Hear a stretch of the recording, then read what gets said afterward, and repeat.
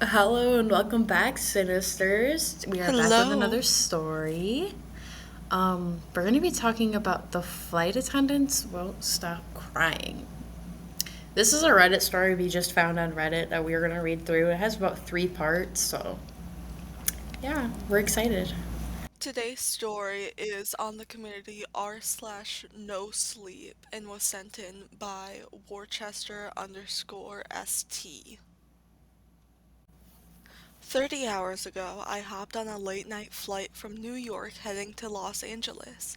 After boarding, I saw that I had an entire row to myself. Lucky bitch.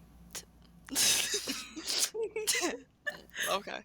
Takeoff passed without incident, and soon I was stretched out for a nap across the row.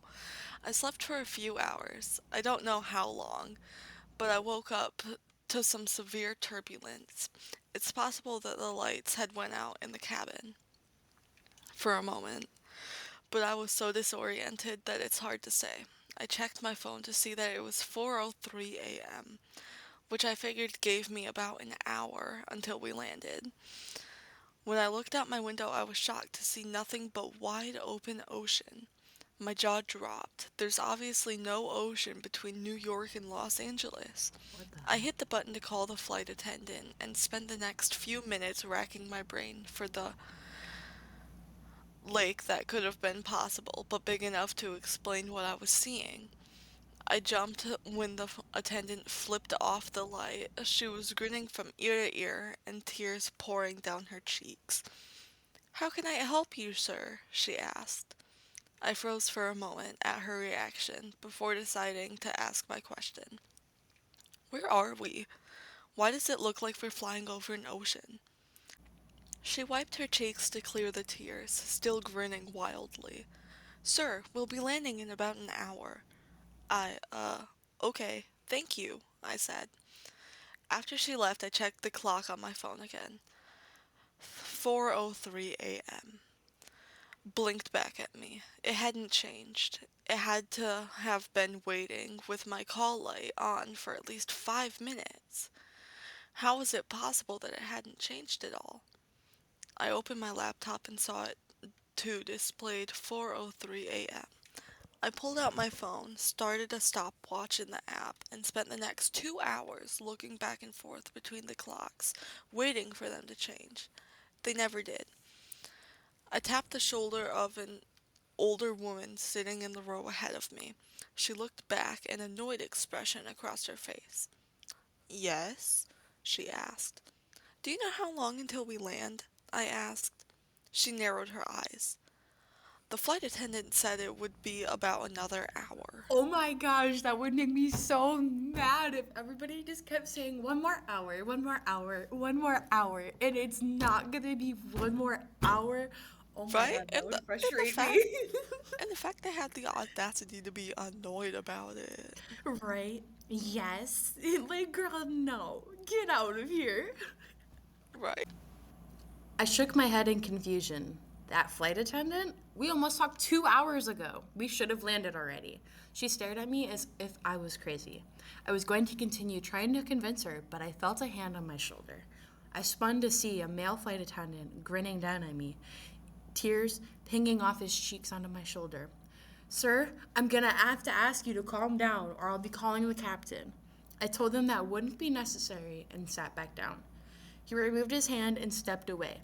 The flight attendants continued to stop by every few hours offering meals. My stopwatch continued to tick up and is now telling me that I have been on this plane for more than 30 hours. I've explored all of Coach and tried talking to some of the other passengers, but they all told me that they're expecting to land within an hour or so. Around 3 hours ago, I tried getting into first class. I made it past the curtain, but then was escorted back by two grinning flight attendants. Their grip on my arms were like iron.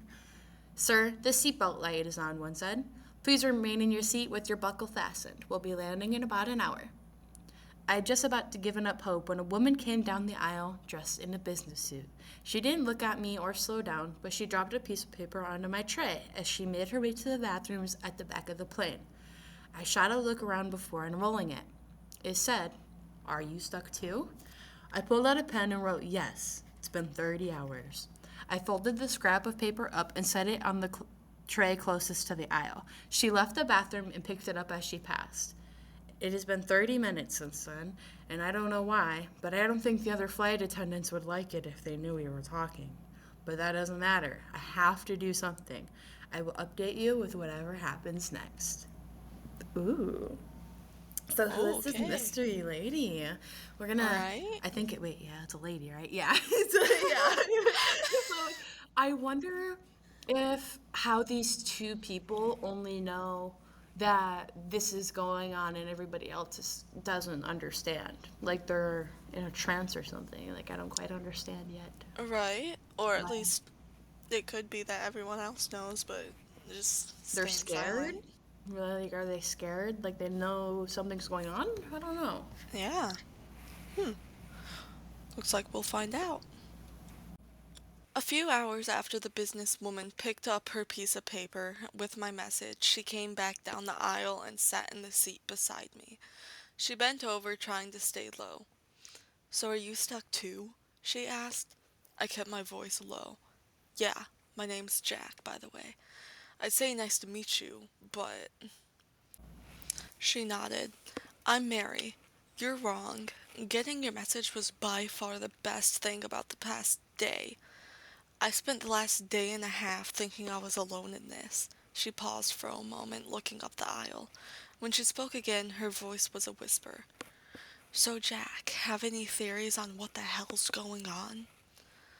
I considered lying, but decided the truth was for the best. "I think we might be dead." Mary shook her head. "Maybe if it were just me and you. If this was some cosmic train to hell, why would there be two of us who realize what's going on?" "No idea." Mary pulled out her phone and handed it to me. It displayed the Wikipedia article for Flight MH370, the airline that disappeared in 2014. I read the article carefully. There were dozens of theories trying to explain what happened. They ranged from hypoxia to suicide to aliens. "Doesn't tell us much," I said. "Not much other than that this may have happened before," she said. "How about you? Any theories as to why anyone else can't see what's going on?" We talked it over and realized one thing we had in common was that we were both fast asleep at 4:03 a.m. There's no way we were the only ones asleep at that time, though. Maybe everyone else was just napping. I don't know about you, but I was, well, and truly asleep. The cabin lights flicked off, and a dozen red emergency lights in the floor flicked on, casting the cabin in a red glow. The intercom cackled to life, saying, "Passengers, please return to your seats. The seatbelt sign is fastened, and we may experience some turbulence. We'll be landing in about an hour." Mary froze. "Should I go back?" she asked. "Maybe they won't notice if you're gone, but maybe you already know, and they're just trying to separate us." Mary nodded. "We should stay together. That's a better idea." The intercom crackled again. "Ladies and gentlemen, I am pleased to announce the arrival of the captain. We'll all be given an opportunity to speak with him. Please remain in your seats until he calls you. If you need assistance, don't worry. A flight attendant will happily help you on your way." Sounds of passengers getting to their feet echoed from farther up the plane. We sat in silence, trying to get a look through the curtain separating us from first class. "The captain?" I asked. "No idea, but it didn't sound like they were talking about a pilot to me, did they?" "Nope." That's when a pungent sulfur smell hit us, so strong that I had to resist the urge to gag. It reminded me of the worst rotting eggs I had ever smelled in my life. But the old woman sitting ahead of us didn't react. She just kept watching a movie on the back of her seat. "Don't cough," I said to Mary. We fought it in for a few long seconds before giving in, coughing hard and violently. A second later, the curtain opened. Mary and I froze, staring at now the red fuselage I think that's weird. The word you guys in the comments are gonna have to tell me what the heck that word is because I don't know. But anyways, four flight attendants passed through the curtain and made their way down to the rows toward us. Grins stretched wide across their faces. They were all still crying, but this time tears streaking their faces were darker. It's hard to say with the lighting, but it looked like blood. My eyes weren't drawn to them, though. I looked over their shoulders at a figure standing near the front of the plane. It was a black silhouette standing beside the cockpit door. At least it was 8 feet tall and pointing towards us with a single finger. It called us. The bathrooms, I shouted. We ran towards the back of the plane, the flight attendants closing in behind us. Blood dripped from their cheeks and onto the carpet of the plane. The captain is here, he said in a perfect customer service voice. His grin widened as he moved towards us. We made it to the bathrooms, jumping onto opposite sides. I slammed the door shut and locked it, pressing my feet against the folding center part to keep the door closed. They began banging on the door and pulling the handle while I fought to keep it closed. I'm sorry, but you'll both need to speak with the captain, one of the flight attendants said. Jack, Mary screamed. Jack, help! The distant snapping sound of breaking metal came from her bathroom. She continued to scream as the sounds of struggle migrated up towards the front of the plane, towards the back figure we'd seen before. I'd like to say I jumped out and fought then, that I distracted them or did something heroic, but I didn't.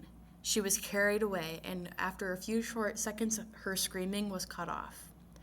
That was a few hours ago, and I'm still locked inside this bathroom.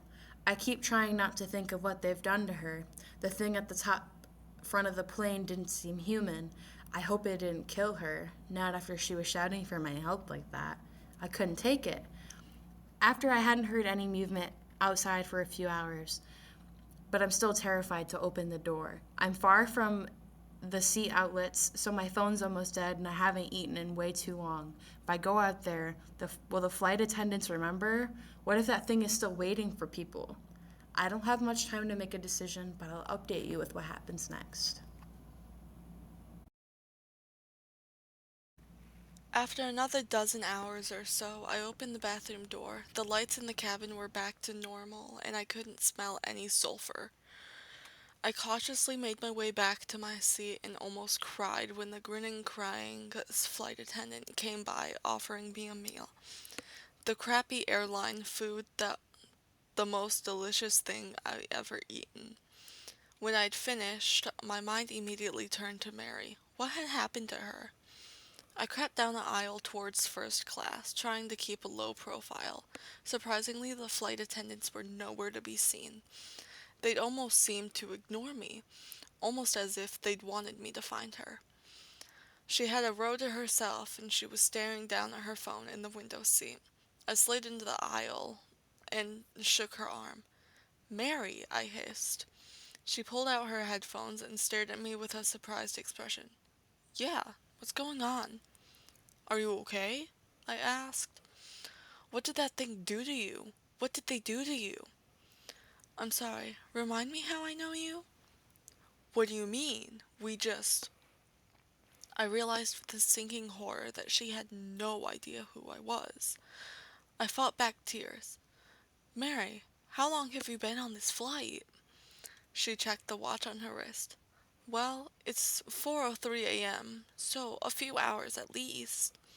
She stared at me the same way you'd look at a person claiming they were the second coming of Christ. Her tone was low and reassuring. Hey, don't worry so much. Look on the bright side. We'll be landing in about an hour. I felt the grip. I felt an iron grip on my arm and looked up to see two flight attendants. Sir, this area is for first class passengers only. They were still crying and grinning, but just with tears this time. I could still see streaks of blood staining the front of their uniforms, though. I was escorted back to my seat where I spent the next several days. Attendants continued to stop by with food. I would use the bathroom and soon was going absolutely insane with the metonymy. In retrospect, those few days weren't that bad. There's a lot of content on the internet after all, even with crappy plain Wi-Fi. No, it didn't get really bad until around 10 days later when the Wi-Fi failed. It was sometime a week later that I lost control and began screaming for a flight attendant. They didn't come for several minutes, but eventually one did. Just just let me see the captain, I asked. The flight attendant bent low and spoke with the same customer service voice. I'm sorry, sir. The captain has made his decision regarding you quite clear. You didn't answer his call and will therefore wait. How long? Quite a while, I'm afraid. Don't worry, though, sir. We'll be landing in about an hour. She strained and walked away. I started making notches on various parts of the seat back to keep track of different things. One notch for every time I used the bathroom, one for each meal, and one for every time I watched a given movie. That sort of thing. It was hell. I watched every movie in the seat back a dozen times over, and if I ever acted out badly enough, I would be escorted back to my seat by one or more flight attendants. Any attempt with a conversation with any other passengers was met with confusion by them, followed by the quick escort back to my seat. I guess it was on or around day 30 that, in a moment of panic and psychosis, I broke my laptop and phone, screaming at the top of my lungs. No one reacted around me in any way. 2 months later, I stunk. The muscles in my legs were tight and cramped constantly. I finally concluded that suicide was my only option after my 128 rewatch of Thor Ragnarok. or Ragnarok, however the fuck. I got back to my seat and limped towards the emergency exit. I knew normally that the pressure inside the airplane forced the door shut, but I figured that nothing about my situation was normal. If this didn't work, I'd find some other way to painfully go out. I grabbed the handle and swung it open. To my shock, the door opened easily, though no wind of any kind whipped around the cabin. It remained the standard slightly too cold temperature that it had been for the past who knew how long. The open door called to me, a black portal outside of the plane. I stared at it for a long moment, almost too long. A flight attendant grabbed my shoulder, pulling me away. In a fit of anger and strength that surprised me, I wrenched away and jumped out of the plane. The whipping past my face was almost magical, a new sensation after so many months of the same. The ocean below me grew closer and larger, and I realized that suddenly I didn't want to die after all. It grew larger and larger and larger until it seemed that all I could see was darkness and waves. I impacted the surface of the water so fast that my entire body jerked around the seat. I pulled my hand back, sucking at my... Sucking? Why are you sucking your bruised knuckle? But anyway, I hit on the back seat behind me. No, I whispered, then shouted, No, no, no. The flight attendant ran down the aisle, kneeling beside me. Are you okay, sir? I clenched my hands in a fist, almost swinging at her, but then I realized she wasn't grinning. She wasn't crying. To be honest, she looked a little scared of me. I reached my right hand down to my pocket, where I could now feel my unbroken phone. 4:04 a.m. Sir, if you can calm down, we'll be landing in about an hour. My mouth tasted like ash. Thank you, I managed. I will. I started unblinking at my phone. It now displayed 4:05 a.m. I then looked out my window and began to cry at the sight of city lights behind me and below me. We did land in about an hour, and I can't even begin to explain why or how, but I'm currently sitting in an airport cafe typing this out. I'm free, I'm out, and I am never flying again. Ooh, that's fucking creepy. Ooh.